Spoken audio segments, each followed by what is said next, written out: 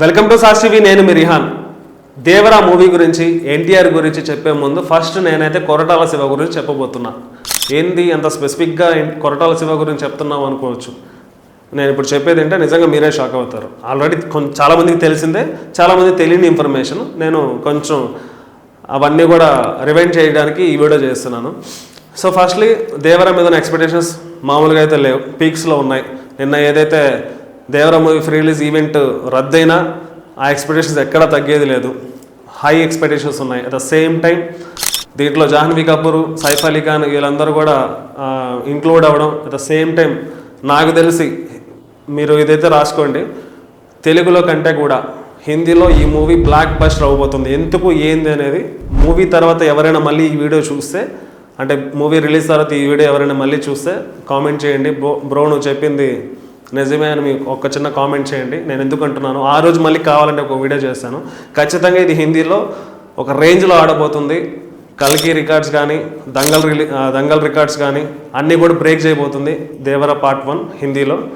So ఇదంతా ఒక్కసారి పక్కన పెడితే నేను నాకనంటే కొరటాల శివ గురించి చెప్పాలంటే, కొరటాల శివ చేసిన పని ఈ మూవీలో ఏంటంటే స్పెసిఫిక్గా ఒక సాంగ్ని తీసేశారని చెప్పి సోషల్ మీడియాలో ఇప్పుడు వైరల్ అవుతుంది. అంటే ఏదైతే దావూదీ సాంగ్ ఏదైతే ఉందో అది ఈ మూవీ నుంచి తొలగించారు, ఈ మూవీ రేపు మూవీలో లేదు అని చెప్పి ఒక టాక్ నడుస్తుంది. ఐ థింక్ కరెక్ట్ అవ్వచ్చు. మ్యాక్సిమం ఒక 95% ఈ వార్త కరెక్టే. ఎందుకంటే లేదు, ఒకవేళ ఈ పాట తీసేయకపోయినా దీంట్లో కొన్ని సీన్స్ డెఫినెట్గా తీస్తారు.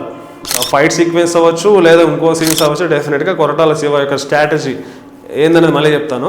స్ట్రాటజీ ఏదైతే ఉందో ఖచ్చితంగా ఈ మూవీలో కొన్ని సీన్స్ లేదా ఒక సాంగ్ తీసే కార్యక్రమం అయితే జరుగుతుంది. ఎందుకు ఏంటి అంటే కొరటాల శివ స్ట్రాటజీ మీకు ఆల్రెడీ కొంతమంది అదే చెప్తున్నా కదా, ముందే తెలిసి ఉంటుంది. ఎందుకంటే మీరు కొంచెం బిహైండ్ వెళ్ళండి. మిర్చి సినిమాలో ప్రభాస్ ఏదైతే క్లైమాక్స్ ఆ రెయిన్ సీక్వెన్స్, రెయిన్ ఫైట్ ఏదైతే ఉందో అది ఫస్ట్ సినిమాలో లేదు. తర్వాత ఒక 10-15 డేస్ తర్వాత మళ్ళీ యాడ్ చేశారు. At the same time Janata garage సినిమాలో ఎన్టీఆర్ ఏదైతే ఇంట్రడక్షన్ షాట్ ఉందో, ఇంట్రడక్షన్ డైలాగ్ వర్షన్ ఏదైతే ఉందో అది ఫస్ట్ కూడా మూవీలో లేదు. రిలీజ్ అయిన ఒక 10-15 డేస్ తర్వాత మళ్ళీ దాన్ని జాయిన్ చేయడం మొదలైంది. అట్ ద సేమ్ టైం శ్రీమంతుడులో కొన్ని సీన్స్ కూడా ఫస్ట్లో లేవు, ఆ మూవీలో లేవు. మళ్ళీ 10-15 రోజుల తర్వాత మూవీలో జాయిన్ చేయడం జరిగింది. ఈ పాటికి అర్థం ఉంటుంది ఆ స్ట్రాటజీ ఏందో. అంటే కొరటాల శివ ప్లానింగ్ అనే చేస్తున్నాడు. సో ఇప్పుడు మిర్చి సినిమాలో ఆ ఫైట్ సీన్ ఎందుకు తీసేసాడు, జనతా క్యారెక్టర్ ఇంట్రడక్షన్ షాట్ ఎందుకు తీసాడు అని కొంచెం వెనక్కి వెళ్తే ఫస్ట్ కొరటాల శివ ఆన్సర్ ఎలా ఉంటుందో తెలుసా? ఫ్యాన్స్ చాలా మంది అడిగారు, ఇది చాలా మంచి సీను, మీరు ఎందుకు తీసేశారని అడిగారు, అందుకని నేను పెట్టాల్సి వచ్చింది అంటాడు. సో ఏంటి అసలు ఈ కొరటాల స్ట్రాటజీ అని మీకు డౌట్ వస్తుందా? సో మీకు ఈ పాటికి అర్థమవుతుంది, నేను ప్రాపర్గా చెప్పాల్సిన అవసరం లేదు. కొరటాల స్ట్రాటజీ ఇది ఏంది అంటే ఆడియన్స్ని మళ్ళీ సీన్స్, అంటే ఆ సీన్స్ యాడ్ చేస్తున్నాం, ఆ యాడ్ చేసిన సీన్స్ కోసం మళ్ళీ ఆ మూవీకి వస్తారనే చిన్న స్ట్రాటజీ ఫాలో అవుతున్నాడు. స్టార్టింగ్ మూవీ మిర్చి మూవీ నుంచి ఇదే స్ట్రాటజీ ఫాలో అవుతున్నాడు. కావాలని చేసిందే క్లియర్ కట్. అన్ని ఇప్పుడు ఒక సినిమా అంటే ఓకే, 3-4 సినిమాలు వరుసగా ఇలాగే చేయడం జరిగిందంటే రీజన్స్ మనకు అర్థమవుతుంది కదా. అది కొరటాల స్ట్రాటజీ అది. ఎందుకంటే మళ్ళీ ఫ్యాన్స్ని రాబట్టుకోవాలి, మళ్ళీ ఫ్యాన్స్ని థియేటర్ వైపు తీసుకురావాలనే ఒక ఉద్దేశంతో కొరటాల శివ ఇది చేస్తున్నాడు. సో ఇది నేను అనడం కాదు, అన్ని సోషల్ మీడియాలో కూడా కొంతమంది ఇదే చర్చ నడుస్తుంది. సో దాని మీద పూర్తిగా వివరణ ఇవ్వడానికి మాత్రమే ఈ వీడియో. సో కొరటాల శివ చేస్తున్న ఈ స్ట్రాటజీ రైట్ ఆర్ రాంగ్ అని చెప్పడం నా ఉద్దేశం కాదు. అదేదో మీరే చెప్పండి, ఇది రైట్ ఆర్ రాంగ్ అని కామెంట్లో మీరే చెప్పండి.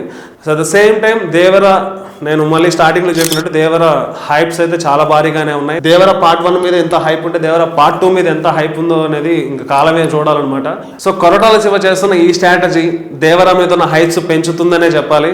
At the same time Devara మరి ఇంక 3 రోజుల్లో చూడొచ్చు మనం ఆ ఎక్స్పెక్టేషన్స్ ఏ రేంజ్లో అందుకోబోతుందో, ఫ్యాన్స్ ఏ రేంజ్లో దాన్ని హిట్ చేయబోతున్నా అనే విషయం ఇంకో 2-3 డేస్లో మనం చూడబోతున్నాం. 27th చూడబోతున్నాం.